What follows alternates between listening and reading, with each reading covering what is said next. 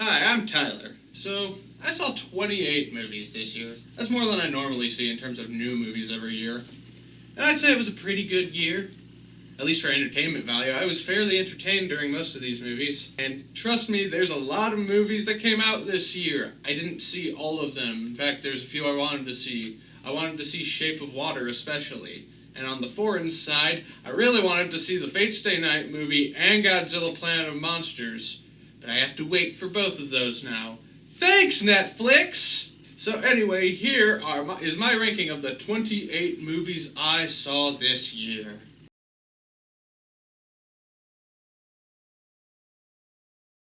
You know what I'm a fan of? I love Stephen King, and we got 2 Stephen King movies this year. One of them is the epitome of everything that a Stephen King movie should be, and the other was Dark Tower. You see, I'm a huge fan of the first Dark Tower book, so this should have been great. But what was this movie? Like, most of the shit didn't even happen in the book. This turned me into the Dom from Channel Awesome. Shout out. Anyway, let's just get on to the next one. I hated it. 27. You know, I can't even get mad at these anymore. The last one made me regret my life choices. This one just left me drained. So drained, and I knew it would leave me so drained that I didn't even pay to see it. This is the only movie I didn't bother paying for. Transformers 5 sucks. You really shouldn't watch it. I'm glad this one has made less money than every other movie. 26. You know, honestly, this movie wasn't horrible. I mean, it was bad. It was just kind of, just bad. It's just a regular bad movie. Triple X, The Return of Xander Cage. It's just bad. 25. Yeah, the internet hates this movie. I found it somewhat entertaining. Death Note. I mean, yeah, it's not exactly like the anime. I wasn't expecting it to be. I mean, there were a lot of things I really liked. I really liked Willem Dafoe in the movie. I liked some of the concepts. I liked the ending quite a bit. And the rest of it's just kind of passable. I mean, you can check it out if you really want to. 24. You know what? Happy Death Day was alright.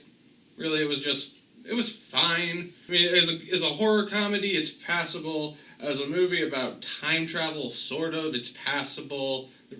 There were a lot of inconsistencies in the plot. There was a lot of inconsistencies with the time travel. But I enjoyed it well enough, and if they make a sequel, I'd go see it. 23. Fate of the Furious. It was pretty good.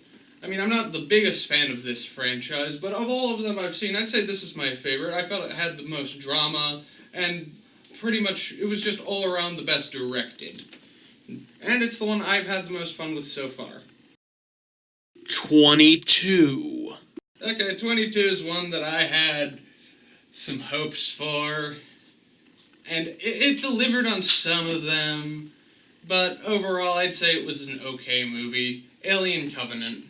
This movie was pretty much everything I wanted Prometheus to be, but still not quite to the point where I wanted Alien to be. I mean, it's my favorite movie in the series since Aliens, but considering Alien 3 and Alien 4, that's not saying much. 21. Alright, another disappointment. I'm just rolling through these. Justice League. Yeah, this movie was too short, tried to cram in way too much stuff within that limited time, and it's just overall just kind of bland. I mean, it's fun, it's one of the better DC movies, but that's not really saying much, let's be honest. 20. 20 is the other movie based on an anime that came out this year, and that's Ghost in the Shell. I didn't think it was bad. In fact, there were a lot of parts about it I really liked. There were a few dull parts, but overall, I thought it was a good, enjoyable movie. 19. Okay, another disappointment. I really liked the first movie, but this one just had a few too many problems. That's Kingsman 2. I feel had it focused up its narrative a bit, gotten rid of some of the subplots, and really just honed in on what made the first Kingsman so good in the first place, this would have been a much better movie than it was. Unfortunately, what we got is a bit of a mess, but still an enjoyable time. 18.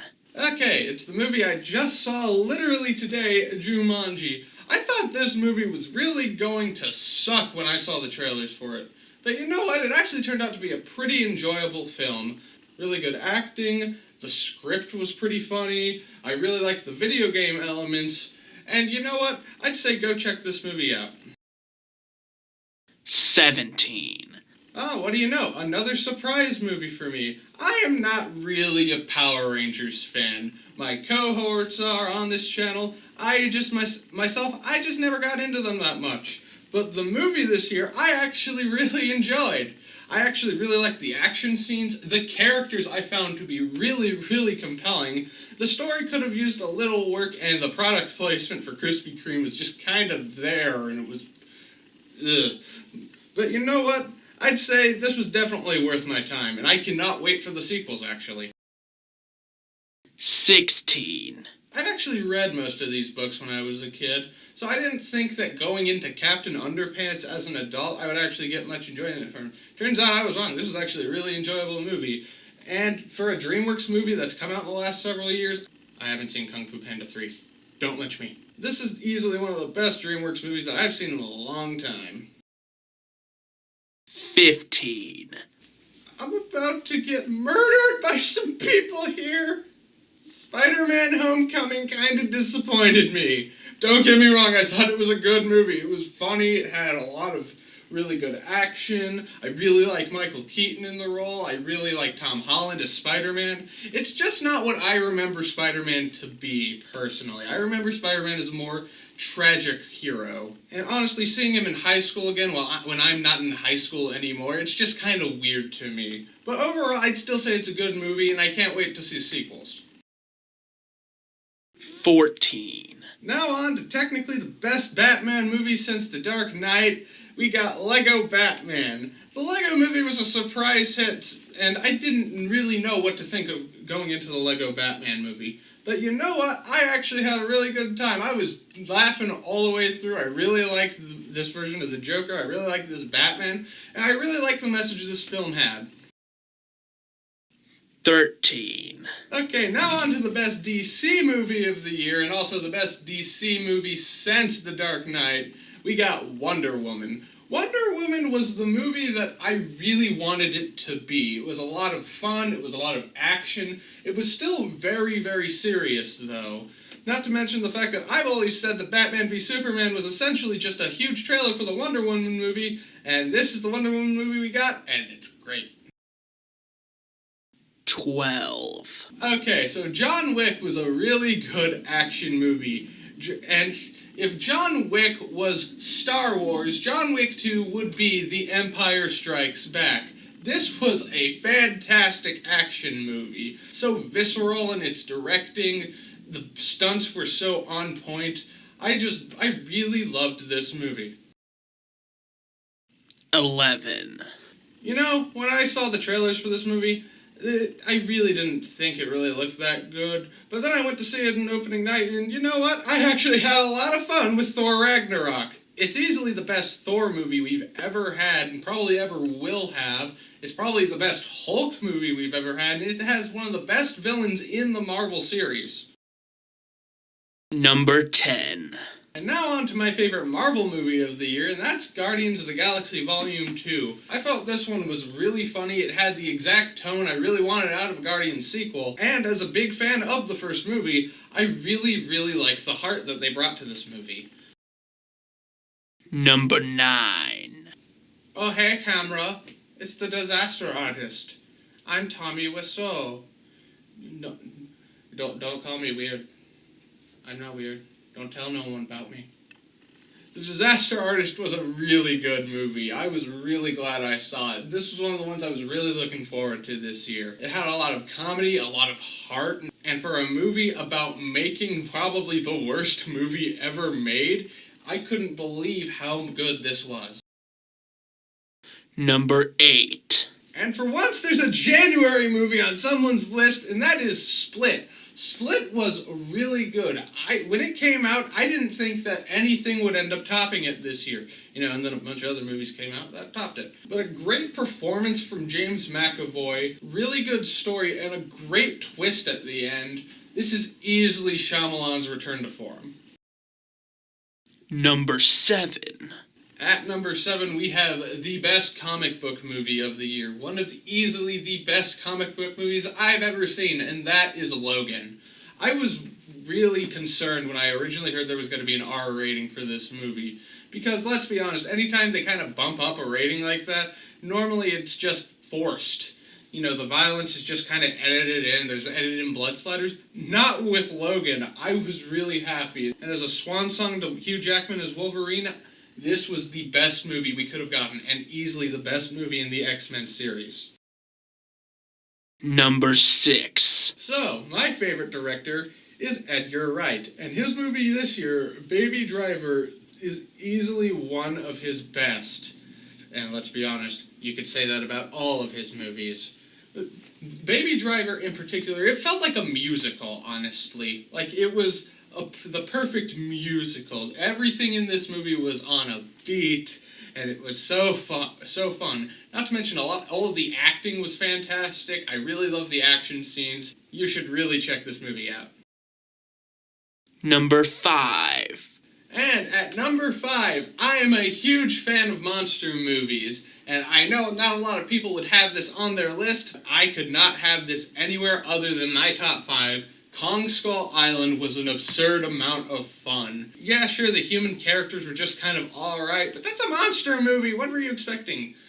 In terms of the monsters themselves, I couldn't have been happier. That, and I really, really like the idea that it was essentially a war film with King Kong. In other words, we are at war with the Viet Cong.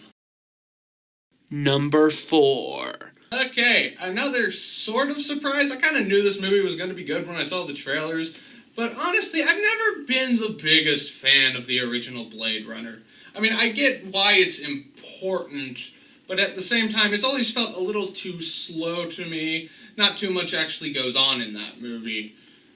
But Blade Runner 2049, despite the fact that I essentially had the same problems in terms of how slow it was, I thought everything else was so consistently good in this movie, I couldn't help but marvel at what was on the screen. Once again, great acting, the action scenes were great whenever there were any. I really liked the story of this movie, the sound direction was fantastic, the camera work was phenomenal.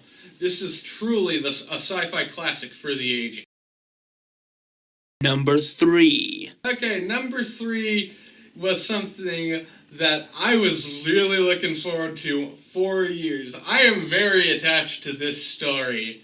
And if you remember what number 28 was, yeah, this is the opposite of that, because it is a fantastic adaptation of a Stephen King story. Updated in just the right ways, the changes made sense, and altogether I thought this was really, really good. As a child, Tim Curry gave me nightmares. As an adult, Bill Skarsgård easily gives me nightmares.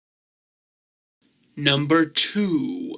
Number 2 is going to be very controversial if you're a fan of Star Wars, because guess what? I loved The Last Jedi. I've seen it twice now, and it got better the second time.